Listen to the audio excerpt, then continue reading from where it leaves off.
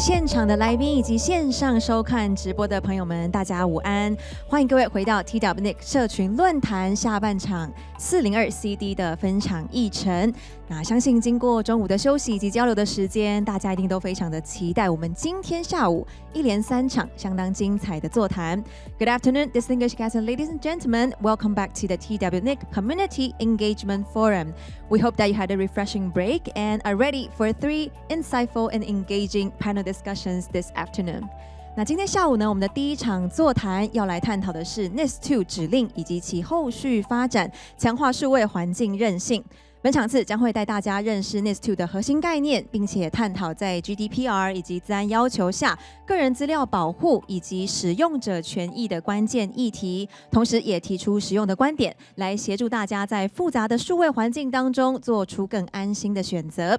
So our first session in the afternoon will introduce the key concept of NIS2, explore data protection and user rights in the context of both GDPR and cybersecurity requirements, while offering practical insights to help everybody navigate today's complex digital environment. 那我们本场次的主持人是台湾网络资讯中心的丁喜平副执行长。The moderator for this session is Ms. Joy Zhang, Deputy CEO of TWNIC. 那接下来就把时间交给我们这个场次的主持人。Over to you, our moderator. Thank you very much, and good afternoon, ladies and gentlemen. I think that this is going to be a very special session because when we were doing the planning of the session, I start thinking that we have seen a lot of the activities happening around the world, but we never really dedicated a session to looking at NIS directively. And when we start looking at this topic, I was so glad because all these people sitting on the panel become very, very good friends. If you can see the email thread, we've been talking to each other about how to bring the best from the European experience. You will be very, very surprised. I'm even thinking about having maybe like a study group afterward so we can continue the discussion because all of them are so passionate with the work that they are doing and they're very anxiously to share with you. So, and also one thing if I can make a note is that if you look at all my friends here, everybody is actually not from Taiwan, but they are actually based in Taiwan, except my furthest right, Pavel. He came just for this event from England. And I thought that was a really, really good contribution. I'm sure that he's going to get a lot out of this session and also from the other sessions from the Internet Week. So let me give most of the time to my panelists because I think it's really worth a while. So the first speaker is Alexandra. And I'm going to ask you to maybe say a few words about yourself, and because I think your introduction is much more attractive than mine, and then your topic. Thank you. Okay. Hello, everyone. Very, very happy to be here. Thank you, Joy, for inviting us. So I'm Alexandre Meunier. I'm a cybersecurity consultant for a French company called ForMind. And so I'm based in Taiwan, but the rest of my company is based in France. And today I'm going to talk about NIS2 and the Taiwanese industry. Basically, we'll cover what NIS2 is about and how the Taiwanese industry is impacted by NIS2. And I can start by talking a bit about myself. Like I was in an incident response team, and what I can say is in France, every day, there are companies who fall victims under ransomware. And it impacts both the small, the medium, and the big companies. Every kind of companies is victim of ransomware. And I'm not talking about any other cyber attacks, but ransomware. And from this, this happens in France, but this happens also in all of the other countries in Europe.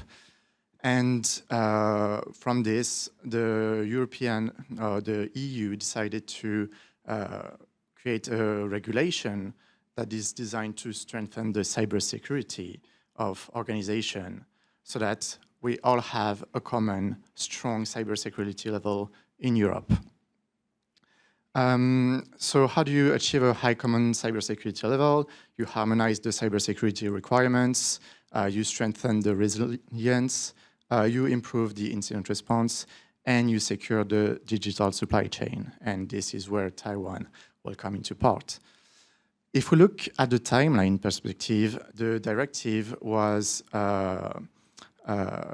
published in 2023.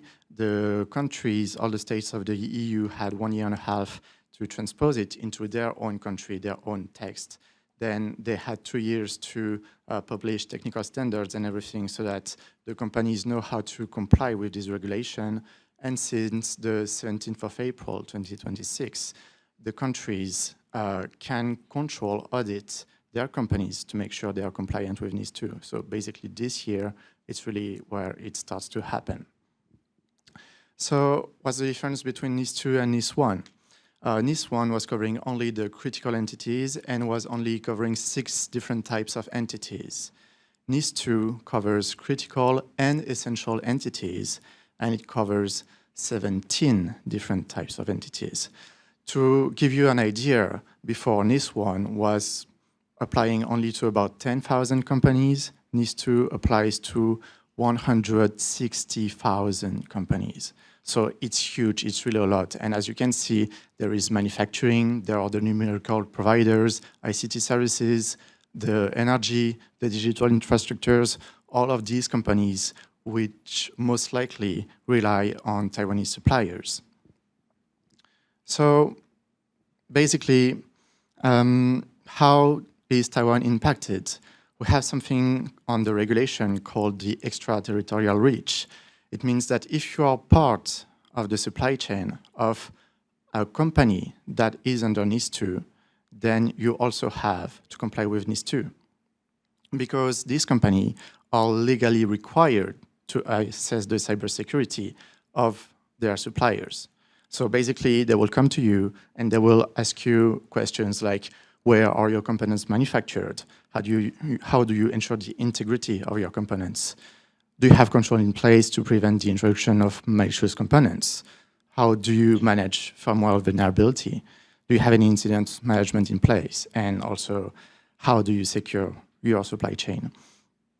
So this is something important because now the European organization become responsible of its supply chain, and then you become responsible of your own supply chain. So this is a cascade effect, and in the end, like, you must ensure you have a full control of your supply chain.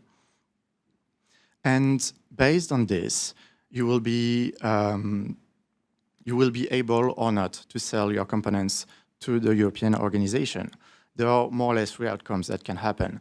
So first, they will send you a questionnaire asking you, okay, all of these questions, and then you answer it. If they are satisfied, okay, it's green mark, you can sell your component to the European organization. Maybe you're not 100% compliant, but that's okay, like you're about 80%. Then, okay, you can sell your component, but then the company will come back and audit you to make sure that you are doing improvements and that everything is getting better. But if your score is too low, then you cannot sell to the company. So the important thing here to remind, to get in mind is that compliance is becoming a license to play in the European market. So what happens if a European company is not compliant with NIS2? So we can think, okay, there is a lot of requirement, a lot of regulations, so why would they have to be compliant? Like, are they going to be strictly compliant with this NIS2 regulation? Well, the answer is yes. Why? Because NIS2 involves the top managers, like basically the C-suite people, CIO, CISO, etc. They are legally,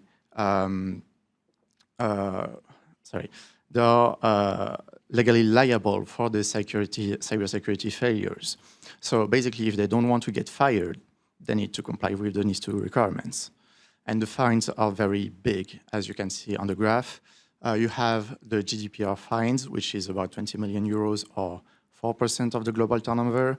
NIS2 is half of it, but it's still huge. It's 10 million euros or 2% of the global turnover, not just the turnover in the country, the global turnover throughout the world. So if they get fined because they didn't correctly secure their supply chain, then they will not want to work with you anymore. And so the risk is that you become blacklisted from these European companies. So you can think, okay, this is new regulation, it means more work, it means more people to put on this, and this is basically harassing. Yes, but you can also see this as a strategic opportunity for Taiwan. Because if you are NIS2 ready, then you have a strategic advantage compared to the other companies that want to sell their products.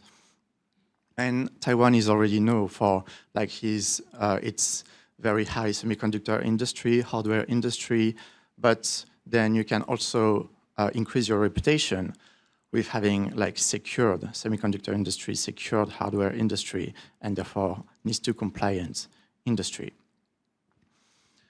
Regarding the alignment with the local standards, there are the MODA guidelines which encourage the Taiwanese company to comply with ISO 27001 and NIST cybersecurity standards.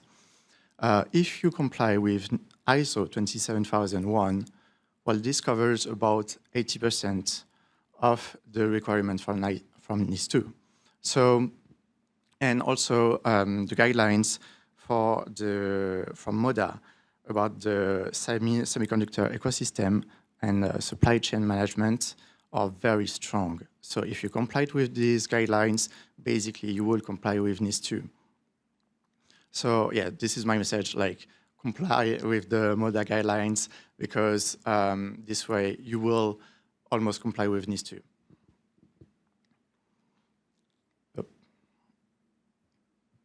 Oh, it's missing a slide. Well, whatever. The last thing I want to say is don't wait for NIS2 to come and anticipate it. Basically, if you come and if you do a self-assessment of yourself, of your company, and see where you are compliant with NIS2 and where you are not, you can improve yourself. And then when you want to sell your product to the European company, if you provide them with already a document that proves that you are NIS2 compliant, then this company will most likely want to have you instead of any other competitor, because they know that they will not have to waste time to make sure that you are NIS2 compliant, because you already provided to them. So basically you're making them save time. So yeah, follow the MODA guidelines, be NIS2 compliant, and have a strategic opportunity in front of your competitors. Thank you. Thank you, Alexander. I think that the compliance with the local guideline and policy is always something that if you want to work with the people, right? So I appreciate your sharing. Let us understanding what NIS is about, and so that we're going to be continue going to Leo. Now, when I first met Leo, I did not know that how good his Chinese is, but I think that he's not going to use Chinese to do his presentation today. But I also, when I look at his topic, the one that he want to talk about is something on the CISO, right? So in Taiwan, there's more and more CISO. There's requirement that they need one for the financial institutes, for many other industry. And I always remember there's a cartoon, some of you locally may always sing this on some of the cybersecurity conferences. There's a couple of different sleeping patterns. Everybody can sleep so well in the C-suite. The CEO can sleep well, the CFO can sleep well. It's the CISO that's to be turning around, because it's that the risk and the incidents are keep them awake all night. So I'm going to ask Leo to share with us. I think his topic is going to be on the CISO in France, and how, and beyond that, how do the ecosystem along with the regulations. That's some of the things that I remember that he's going to be sharing. I think it's going to be so interesting to hear the CISOs in France. Thank you. Yes, thank you, Joy. Thank you, Naiwen, to inviting me and inviting us to this event. So thank you, Alex, as well, for presenting NIS2. I will focus more on, like Joy said it, on the CISO perspective, because as it's written on the title, it's NIS2 directive and beyond. So I will talk about the beyond and how CISO in France deals with all the regulation coming to them. So NIS2, but you have other like AI Act, CRA, GDPR, and things like this. So it's very important to have people in the company that enforce all this regulation, and CISO is the core role in the company. So I only have 10 minutes. I have many things to say, so I will try to be fast, and maybe if at the end there are questions, I would be very happy to answer the questions. So first, to speak a little about myself, I can talk about CISO in France because I spent around 5 years there working as CISO assistant in what we call GRC activities, GRC standing for governance, risk, and compliance. And I was lucky to do to have this position in very interesting sectors, so aeronautics, defense, finance, and public institution. And now I have a little specific position here in Taiwan. I'm working here, sent by France, embedded in the NICS, Taiwanese National Institute of Cybersecurity, and trying to enhance cooperation between Taiwan and France. So when we speak about governance, very quickly I put some words, so I guess you are familiar with them. We talk about risk analysis, policy review, data governance, project security, and many others.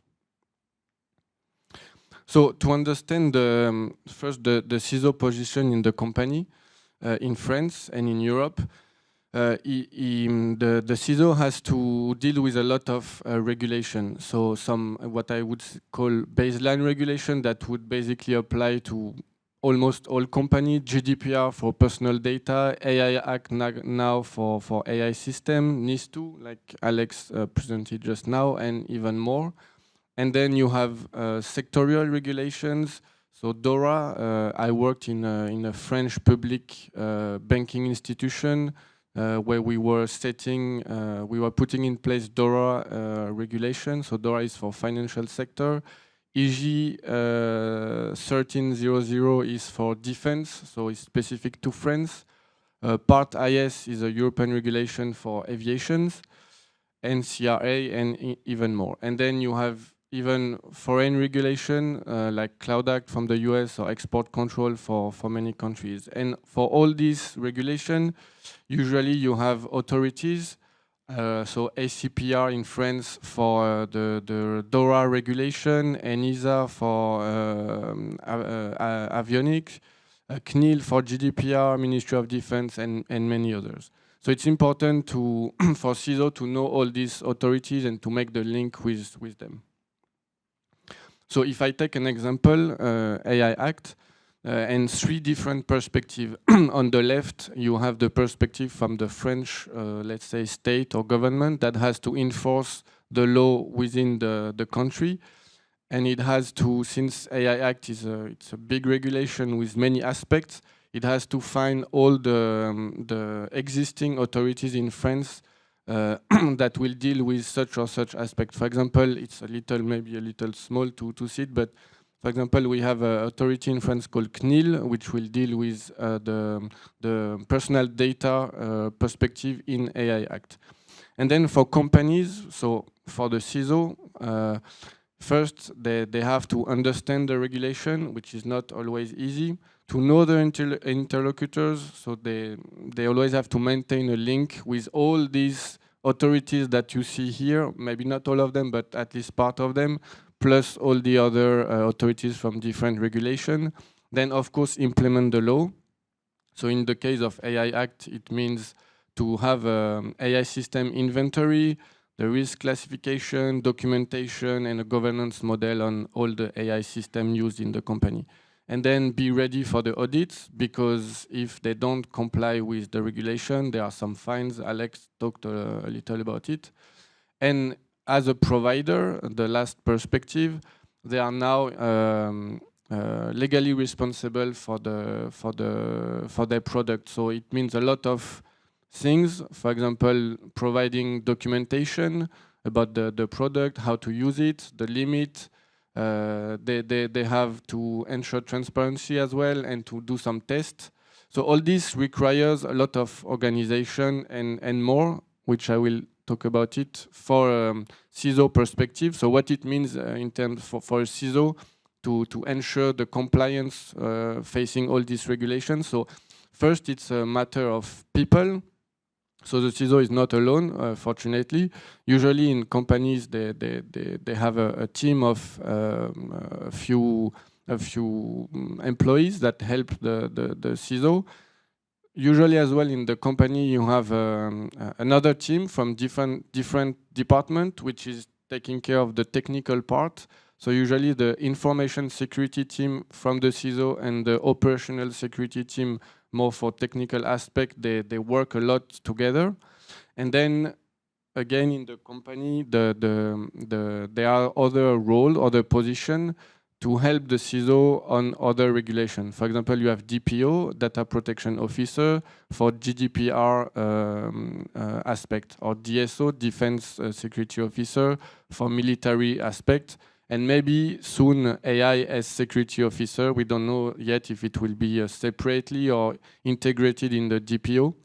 And then, so that's employees from the company, but we have something in France that has been very developed, which is consulting company. And consulting company, basically, they would send some people within the company to make some advisory to the CISO, so they can be embedded, so almost working like a normal employee, or just intervene from time to time, maybe on some projects of several weeks. And the big advantage from this is that they have many clients, so they have a lot of expertise from these different clients, and they can bring expertise from a client to another. And it's very flexible. So for example, for mine, from Alex, is a part of one of these companies, so it's a very big advantage because they would know, like I said, they would have many clients, and they have a very broad view on the service they can provide to their clients, for example, on regulation. Then it's not only people, but tools. So in France, it's been now several years that there are some companies that provide some very developed tools now. For example, the first one is it's a company that have been developing its tool for 10 years, so it's very advanced. And these tools, they are software, and they help you to follow the compliance on your company on certain regulation, and as well to have a broad view on your GRC, so on your risk governance, compliance, and all this.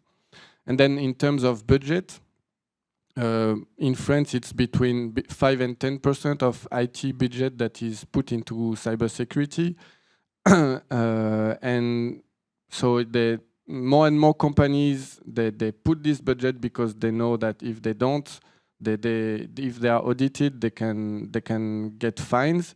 So in France now we reach a level where more or less all the companies, they have they are eager to put some budget, and it's very homogeneous within the companies. They all integrated that cybersecurity is important.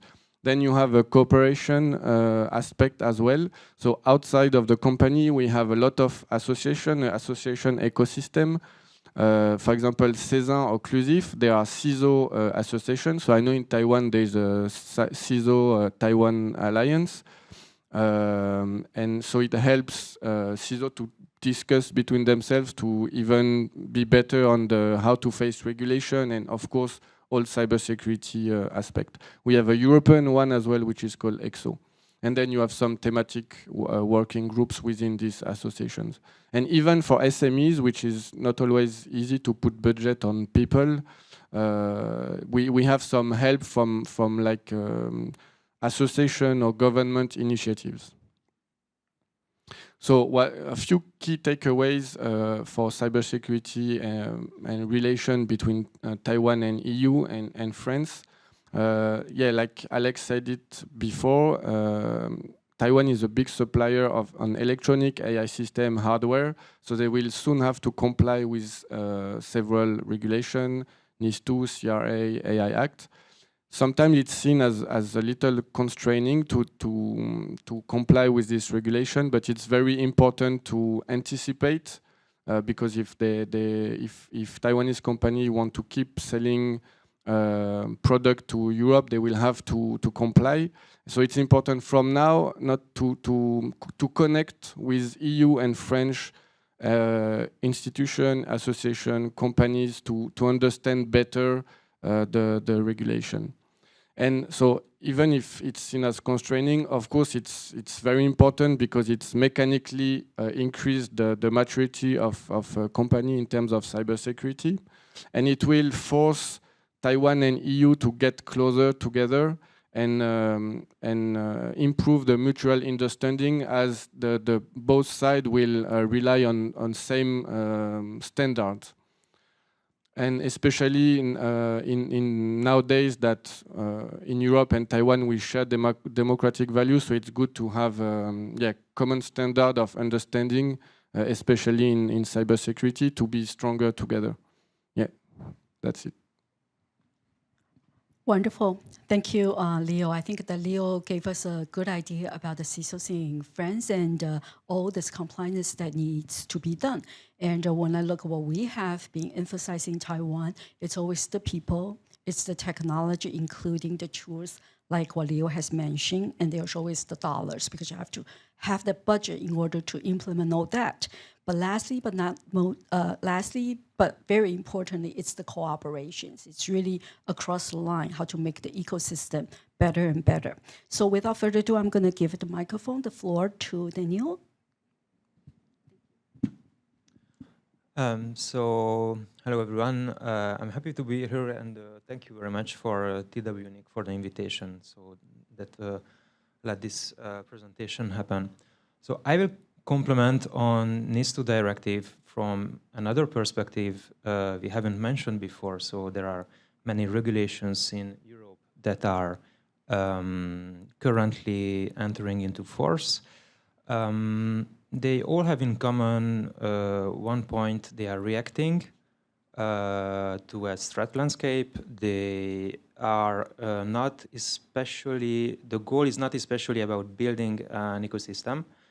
And the EU's digital identity ecosystem is currently being built around regulation. And so it's a new approach from the regulator, because as we will see, digital identity touches on resilience, on sovereignty, and also on competitiveness of the European market.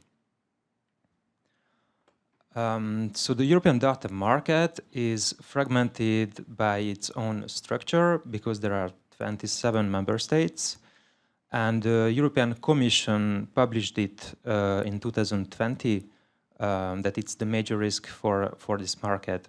Personal data breach is a risk of regulatory fines, but also of reputation, and reputation is has long-term effects. Reputation is not easy to get back for well-established brands who have many B2C customers. It's a major risk. So compliance checks, I've been working on compliance checks for several years as a contract manager in multinational companies who were working with consulting partners. So I could see from the inside how business is struggling with compliance, not only GDPR, but also with cybersecurity. So what's really important here is to establish trust, trust that is lacking because of fragmentation, because of competitive pressure between businesses inside the data market in Europe, but also a lack of visibility on the quality and the source of the data. So personal data can disseminate in data sets, and if you don't have a visibility over the quality of the data and what's inside the data set, and we don't have guarantees that the data set contains a massive amount of personal data, we are risking fines and we are risking loss of reputation. So the market potential is huge. The European economy has many advantages. even though fragmentation is still an issue. So I will talk about two parts of digital identities. One is the technical layer, the lower layer, and the other one is the organizational one, so the ecosystem itself as a whole. And I'd like to give you an insight on the design of the regulation and the intentions to get to a digital identity ecosystem that's actually working. So digital identities is any data. It can be personal or non-personal. It can be sensitive. It can link to an AI agent. It can link to any kind of device.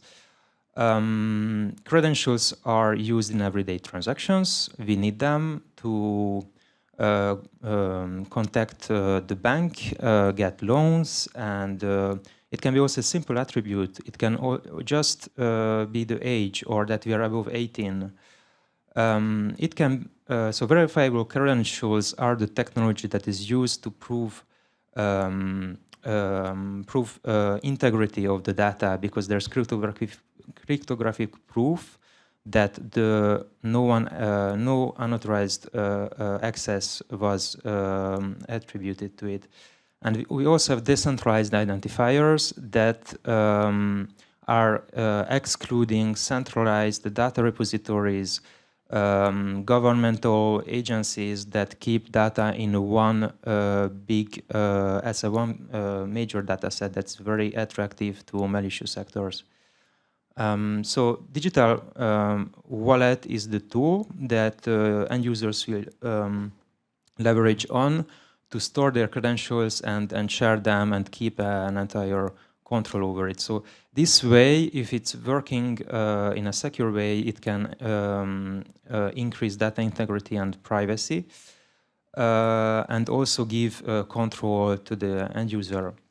So just quickly, one takeaway about the schema on, so this is the trust model. That's an international standard that has been adopted by the European standardization body.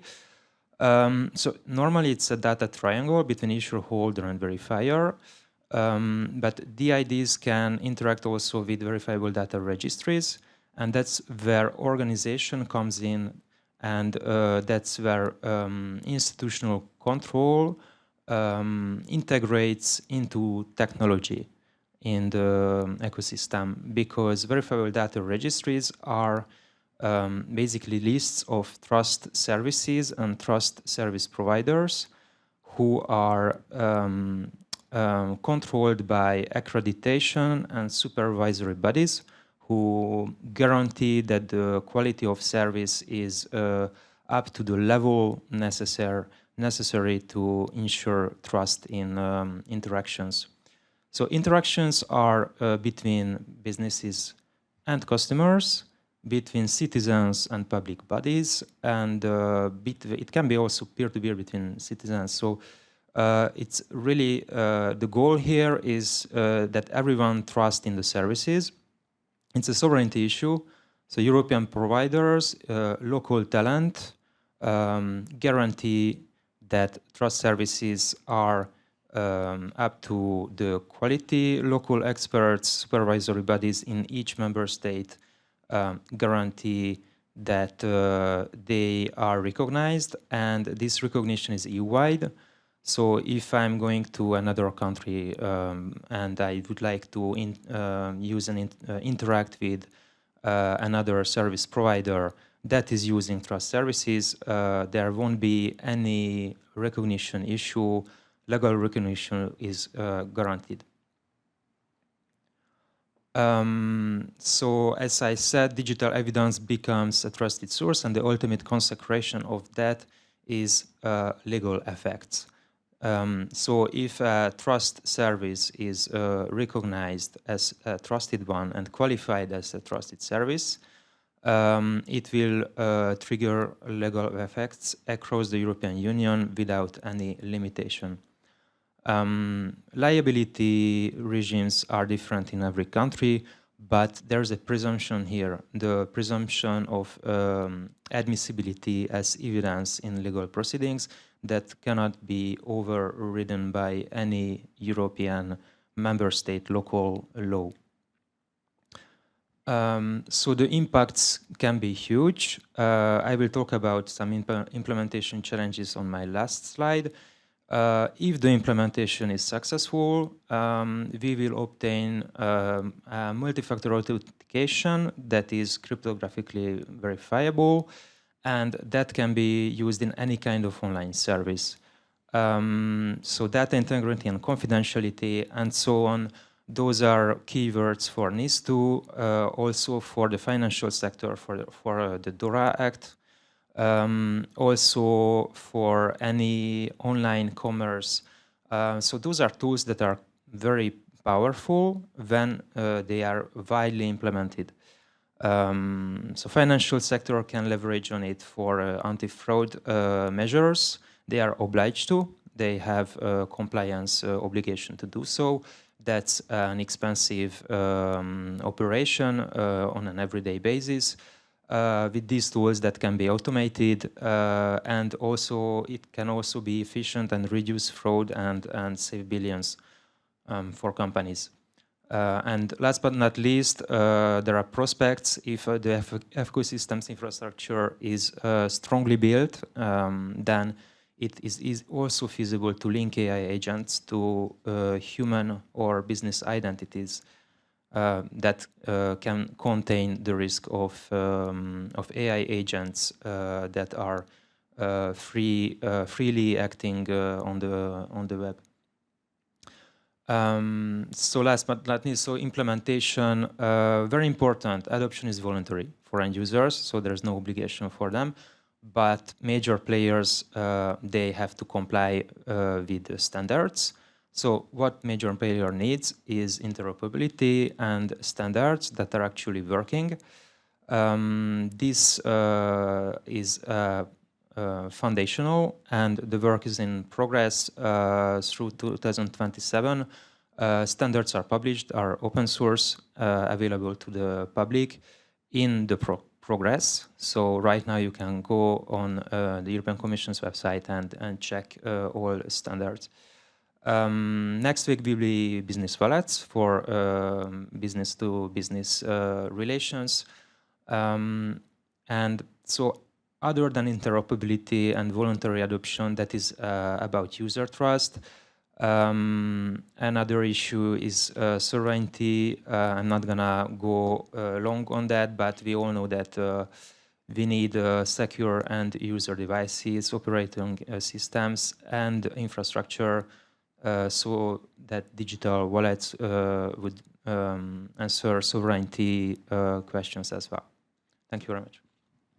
Thank you, Dan. I think it's a long journey. You certainly had started well.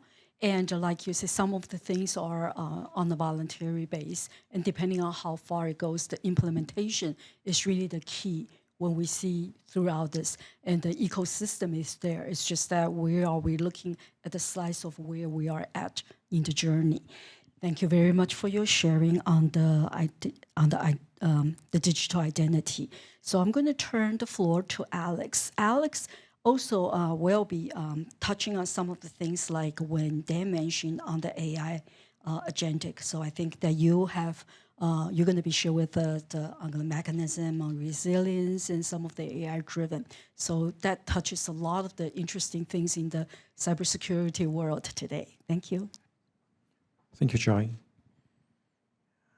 So good afternoon, everyone. And thank you, Joy, NIS2, and TWNIC again for organizing this section. It's such a privilege to join such a distinguished panel today. Once again, my name is Alex Leung. I'm the other Alexander in the group.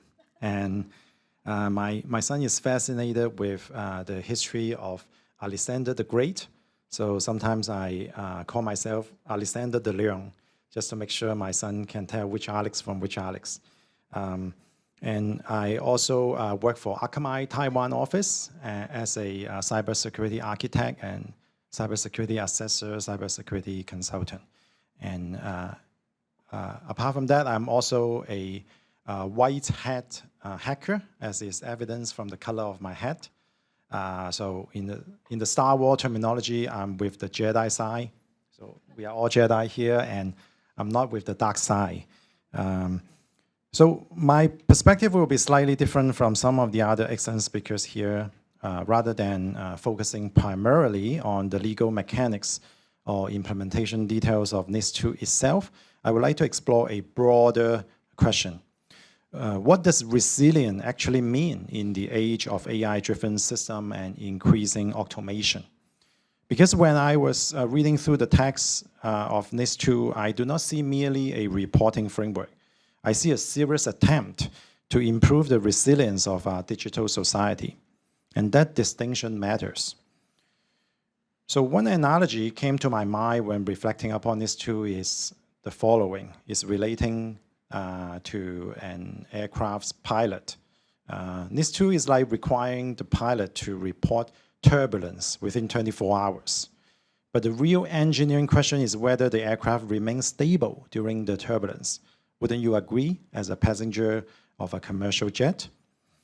Now, to be clear, don't get me wrong, incident reporting matters.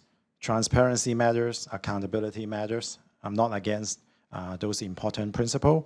And I think NIS2 is absolutely correct to emphasize these areas. In a complex societies, organizations cannot simply hide failures.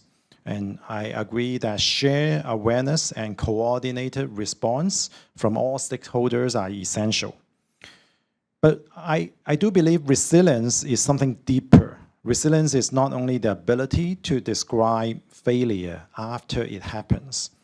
I believe resilience is the ability of systems, organizations, and people to continue functioning under uncertainty and stress. And this challenge becomes even more important as AI becomes deeply embedded into modern digital infrastructure. So today, AI is dramatically accelerating how systems are built and operated. We now see AI-generated code, autonomous agents, AI-assisted operations, automated workflows, and increasingly complex interconnected systems. So sometimes people jokingly refer to this as vibe coding. You can express your intention through the AI prompt, and then the machine will generate the implementation for you. And there's tremendous power in this. There's no denying of the power behind this. But there's also a subtle risk, because we may not only be delegating execution, we may also be delegating learning itself. So there's a very famous quote from a great investor, Warren Buffett. Risk comes from not knowing what you are doing.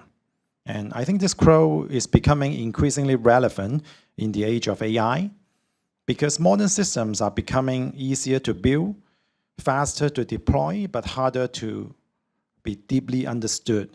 And there is a dangerous illusion that can emerge, the illusion that access to answers equals to understanding. And without human beings in the technical team really understand the system, really understand what we have built, can we really do true thorough incident reporting within 24 hours? Like, let's imagine some information system broke down and had a system failure. And then according to NIS2, we are obligated to report the incident in 24 hours. We cannot say, oh, sorry, we do not understand why this system fails because its source code was copy and paste from a chatbot 2 years ago. God forbid, we cannot say that, right? So the real understanding is something deeper than an average chatbot user would bargain for. A colleague of mine recently reminded me of the philosopher Michael Polanyi, who said, we can know more than we can tell. And this is the idea of tacit knowledge. For example, most of us can instantly recognize a friend's face, right? Like I remember Daniel's face. I met him yesterday, and today I still remember his face. But if you ask me to describe what's my facial recognition algorithm in words, I cannot tell you. But a lot of engineering expertise work this way too, like judgment, intuition, pattern recognition. So this is a fundamental limitation of doing software development via AI chatbots, because a large amount of tacit knowledge are being cut off from your dialogue with the chatbots, because by definition, tacit knowledge can never be part of your dialogue with the AI agent. So I think this brings me back to NIS2. I see NIS2 as an important accountability framework. It creates governance structures, reporting disciplines, and management responsibilities and incentives for preparedness to prepare for the next cybersecurity incident. These are all very good and all necessary, but accountability alone does not automatically create a good learning culture in the technical team. So perhaps one of the deeper questions for organization is not only are we compliant, but also do we truly understand the system we are building or operating? So there's some of the philosophical thinking behind NIS2 and beyond the resilience. So let me pause here. I think I'm about to run out of time. Thank you. I think that there, you do give us some thoughts about what NIS2 is about and what some of the things that we may feel like we needed to add it to filling some of the blanks. But let's hear from Pavel first, and then we can open the floor and for more discussion. And there may be more things you'd like to elaborate after hearing each other. Thank you. Pavel? Hello everyone, my name is Pavel. I came quite long way from London, and I founder of a cybersecurity company who provides software for telecoms. And first of all, it's a great honor to be here, and it's a great opportunity to talk to local audience, but at the same time, it's a way to say thank you to everyone in Taiwan for making internet possible. For me, it's a special place because equipment, optics, high-speed CPUs, without them, internet would have been impossible, and it would have been impossible without hard work of your country. And thank you. I would like to focus on technical aspects of NIS2 regulation. We work a lot with companies in telecoms, mostly in European Union, but in total my company has customers in 46 countries. Basically in all parts of planets. It's Latin America, North America, Europe, Middle East, Southeast Asia, and Pacific. And NIS2 regulation is quite interesting piece of regulation in general, because it's one of which tries actually to regulate how internet works. I was pleasantly surprised when I opened a text of regulation. It's a 71 page long document, but I found multiple mentions, not to abstract concepts of security, resiliency, reporting, but real key words of technological terminology, which means routing security, DNS security. And it's a very important step, and it's a big step. European Union is one of the leading entities in providing regulation, which is being, in some forms, adopted worldwide. And I would say it's one of the first steps how we see regulation of internet infrastructure in general. Of course, we had lots of attempts to regulate internet from what I would call indirect angles, from data, from child safety, from identification, from TUC procedures in financial sector. But NIS2 actually tries to dictate you how internet has to work. And one of the topics it starts covering is that explicitly in regulation itself, it doesn't limit itself to European Union. It openly admits that cybersecurity is a global concept.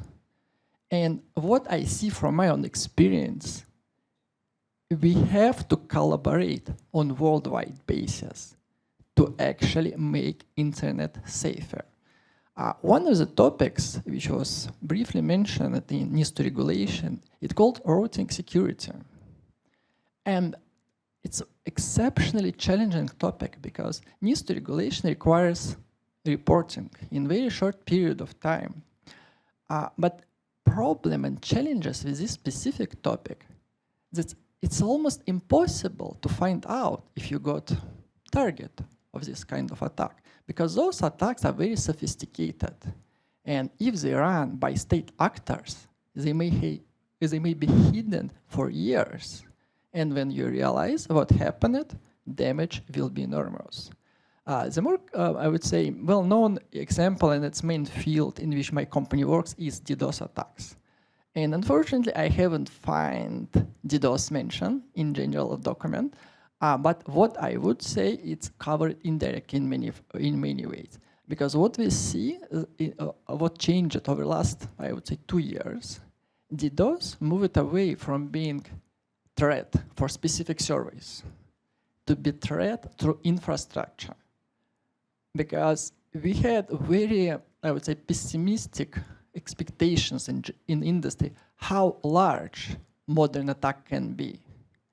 And every time when we imagine and then say, next worst attack will be X terabits, we have some expectation, we put lots of experience, but reality, we got 10 times bigger attacks now than we had worst expectations for 10 years later. It may sound bad, but I would love to look on it from bright side. The bigger attack we have, it's just a function of high velocity of internet development. Because to make DDoS attack, you actually need to move enormous amount of traffic over the internet. And again, because of development in microchips, in fiber optics, in photonics, we are able to do so. So it's just a function, just highlights that we are doing a great job, everyone, in doing so. But big shift, which has to be considered by all countries, and I would say especially in case of Taiwan, because for Taiwan, cybersecurity and security of routing is one of the, I would say, most important things in general, because of it's general for islands, reliance of undersea cables, on routing security, on limited number of entry points in country, which may be affected by earthquake or malicious activity of some actors. It has to be monitored. It has to be considered. And unfortunately, from technical side, implementation of NIS2 legislation is exceptionally challenging because availability of technical tools is very limited. And one of the things what we heard from real companies, real telecom operators, who actually tried to implement NIS2 and they implemented NIS2 regulation in their infrastructure, I would say their perception was quite disappointed because they had a lot of real problems. For example, they had a lot of issues with malicious activity in their network. Okay? They have lots of issues with DDoS attacks. They have lots of issues with regulators in general. For example, somebody may try to sue them for some breaches. And an increasing burden of regulation for them, it's not making good for competition. Instead of doing their business, they have to focus on regulation. But on positive side about NIS2 regulation, I would say this kind of regulation is getting away from being handled by lawyers of company, because most of the regulation happens in legal department, and engineers stay away safely and nicely. And sometimes they got questions, but reality, it's not deeply technical. But NIS2 is one of the legislation examples which actually penetrates deeply in the technical side. It's not about you just fill questionnaire, confirm compliance, and you are done. Unfortunately, no. And because what we see clearly in document on regulation and what regulators actually trying to accomplish, next generation of this kind of legislation will be deeper technically.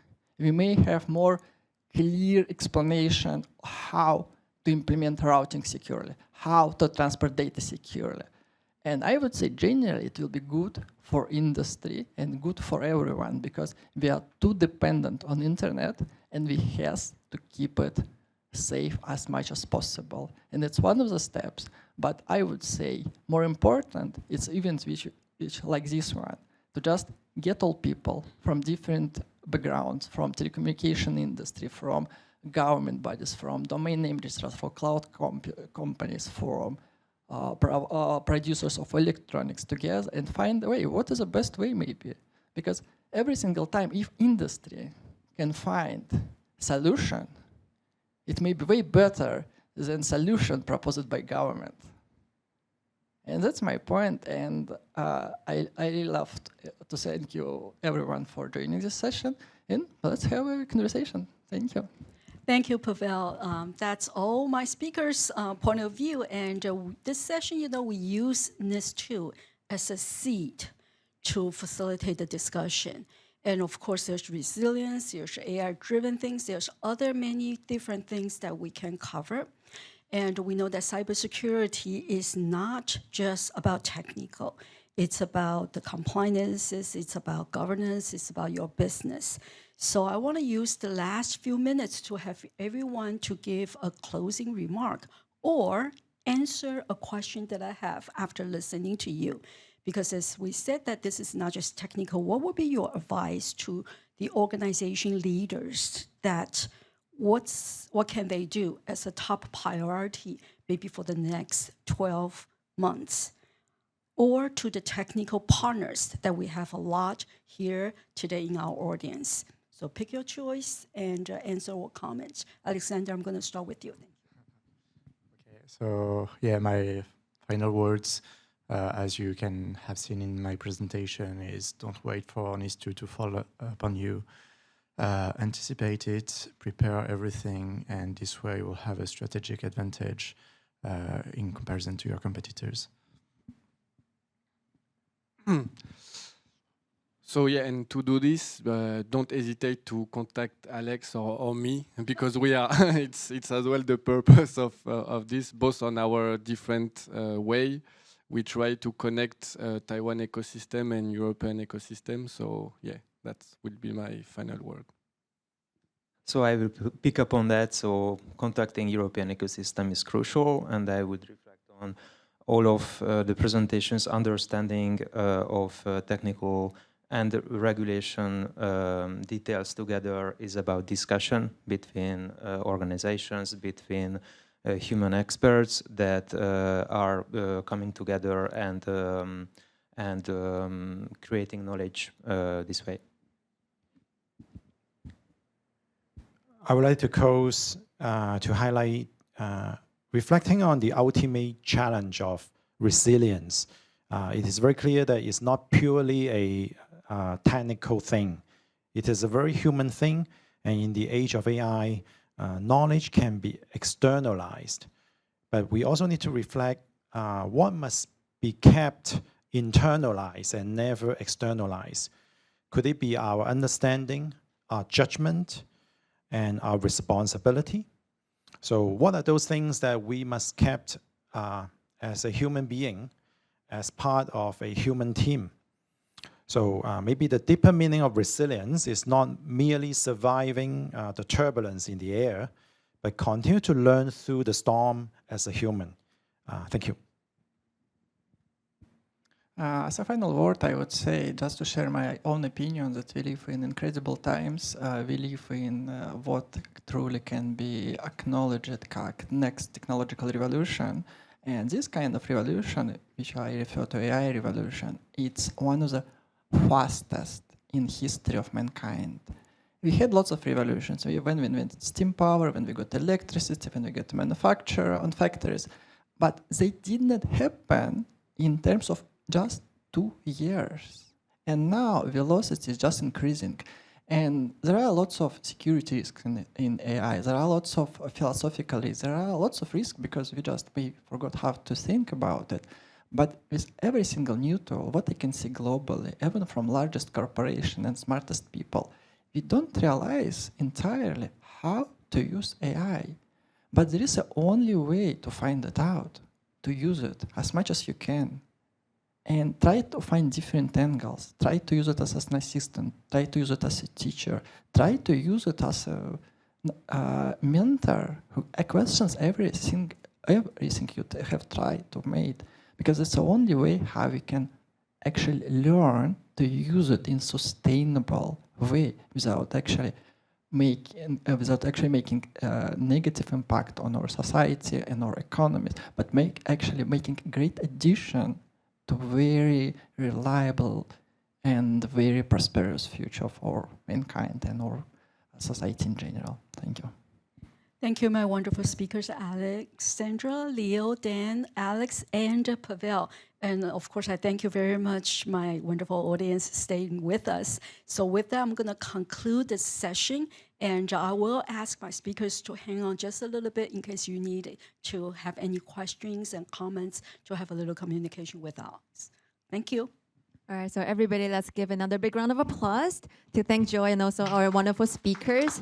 So to wrap up, I would like to invite our speakers to remain seated as we take a group photo over everyone. All right, so everybody, let's look to the event photographer in the front with a big smile. All right, 3, 2, 1. Excellent. All right, one more. Let's thumb up. All right, so let's thumb up together. Okay?